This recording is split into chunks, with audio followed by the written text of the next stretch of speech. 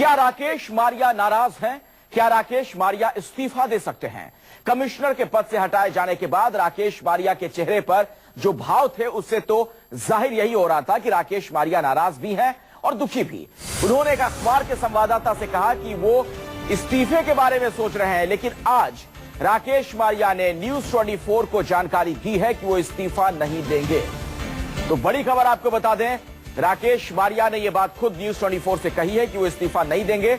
उन्होंने एसएमएस के जरिए न्यूज 24 को यह जानकारी दी। तो राकेश मारिया ने न्यूज 24 को एसएमएस किया और यह बताया कि वो इस्तीफा नहीं देंगे। ये जो कयास लगाए जा रहे हैं वो बिल्कुल गलत हैं। फिलहाल इस्तीफे के बारे में मैं नहीं सोच रहा हूं, यह कहना राकेश मारिया का।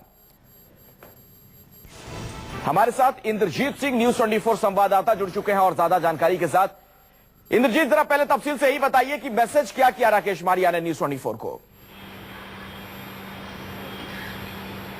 अखिलेश, राकेश मारिया काफी नाराज हैं, ये बात सही है, क्योंकि जब नए कमिश्नर ने पदभार ग्रहण किया, ऐसे में अब तक की परंपरा ये रही है कि पुराना जो कमिश्नर होता है वो पदभार ग्रहण करवाता है, इसके बाद वो चला जाता है। लेकिन राकेश मारिया का जैसे ही तबादले की खबर आई, वो सीधे कमिश्नर ऑफिस से डीजी ऑफिस चले गए। तो कहीं न कहीं ये समझ में लोगों को आ गया था कि वो नाराज है, और नाराजगी की खबर बिल्कुल सही है। इसको लेके ही जब खबरें आने लगी कि वो इस्तीफा दे सकते हैं, इसके बाद हमने उनको मैसेज किया कि क्या आप नाराज हैं और इस्तीफा दे सकते हैं। तो उन्होंने कहा कि नॉट ट्रू, और वो इस्तीफा अभी नहीं देंगे। लेकिन ये सही है कि वो नाराज हैं और उनके पास 3 विकल्प है और तीनों विकल्प पर वो विचार कर रहे हैं। एक विकल्प ये है कि वो लंबी छुट्टी पर जा सकते हैं, क्योंकि बताया भी जाता है कि नवंबर में उनके लड़के की शादी है और उनका लड़का यूएस में सेटल्ड है, तो हो सकता है कि उनको यूएस जाना पड़े, इसके लिए वो लंबी छुट्टी लेना चाहते हैं। दूसरी बड़ी खबर ये है कि वो बीआरएस लेने पर भी विचार कर रहे हैं, और तीसरी खबर ये है कि वो इस्तीफा दे सकते हैं। लेकिन अगर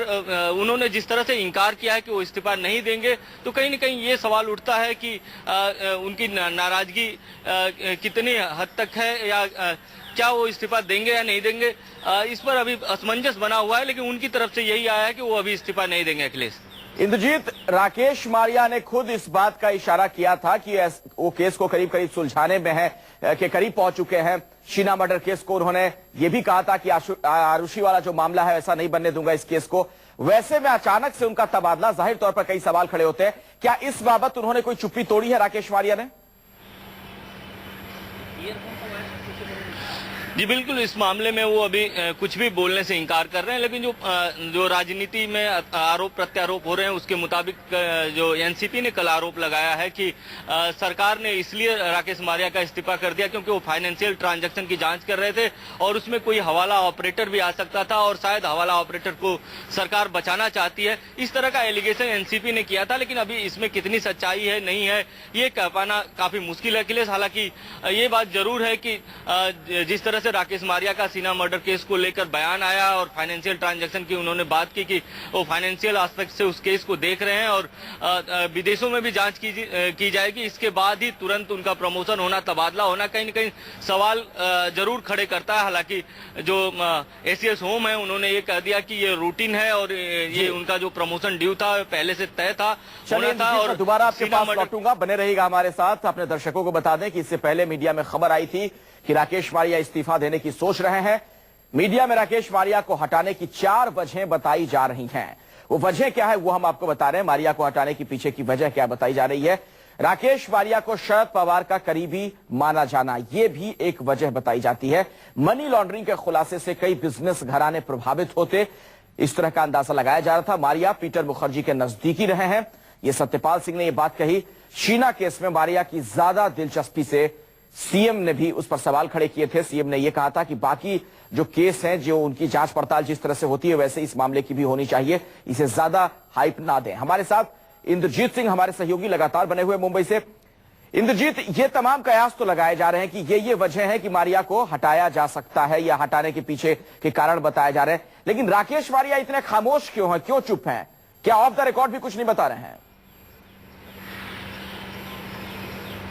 जी बिल्कुल, अगर राकेश मारिया की बात करें तो उनका जो इमेज है मुंबई पुलिस में काफी अच्छा इमेज है। कई ब्लास्ट केसेस उन्होंने सॉल्व किए हैं, पत्रकारों से भी अच्छे रिलेशन है। लेकिन अभी अगर वो पत्रकारों से बात करेंगे तो सभी से, चूंकि उनका अच्छा रिलेशन है, तो सभी से लगभग एक साथ ही बात करेंगे। इसके लिए वो चुप्पी साधे हुए हैं। दूसरा, सरकार की तरफ से भी एक दबाव है। सरकार ने देर शाम जैसे ही ये खबरें आने लगी कि लोग नाराज हैं मारिया के अचानक इस्तीफे से, सरकार ने बीच बचाव करते हुए कहा कि इस केस की जांच राकेश मारिया ही करेंगे, सीना मर्डर केस की जांच। तो कहीं न कहीं एक बैलेंस बनाने की कोशिश है। और आमतौर पे बहुत कम ऐसे ऑफिसर होते हैं जो खुलकर ये विरोध करें सरकार के फैसले का, तो राकेश मारिया उनमें से एक है। वो कभी सरकार के फैसले का और किसी भी सरकार के फैसले का उन्होंने खुलकर आज तक विरोध नहीं किया। चलिए, बहुत बहुत शुक्रिया योगदान की इस जानकारी के लिए। इस खबर पर आप नजर बनाकर रखिए।